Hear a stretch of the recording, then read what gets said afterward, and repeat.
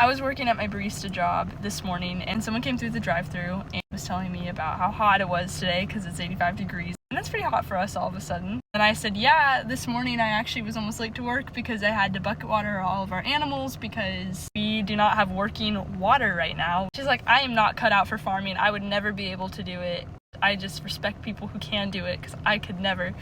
And I kind of just laughed and I said, farming isn't for the faint of heart, that's for sure. And literally almost a week to the day, I lost one of my best sows that I raised in 2022. I jackpotted her. I bonded with her so well. I trained her like she was the most amazing animal that I have owned in terms of pigs, I feel like. And she had the best genetics that I wanted and just everything. And I lost her in a blink of an eye.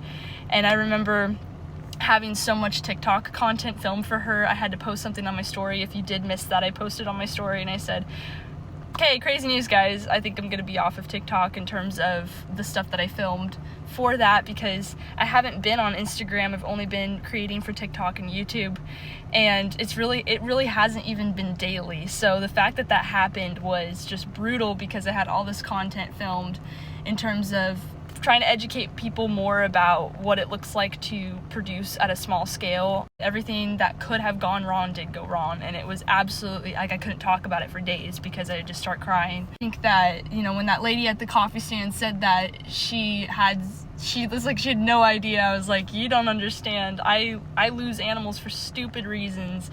And it's so hard to talk about because I honestly, after that happened, I was left with one live piglet. You think about all of the money that you lose in this and the gamble that it really is, and the fact that I probably put over $1,000 into the production of just this one farrowing, and it went so horribly, and I'm left with an $800 vet bill and a dead animal. I didn't want to talk about it, and I didn't want to produce any content about it because I felt like with social media everything really is so sugar-coated that I just didn't think that anybody would really care to hear about that or see that. But the reality is that social media isn't real, right? It's only real to a degree, and the people who are real on social media, props to you, because it is so difficult to be able to sit here and go, guys, the animals that you so care for, and you wish people would understand that, and instead they just go, oh, you're abusive because you do this with your animal, and you suck because you lost your animal to septic shock. People don't put themselves in your shoes, let alone do they understand especially the implications of what it means to actually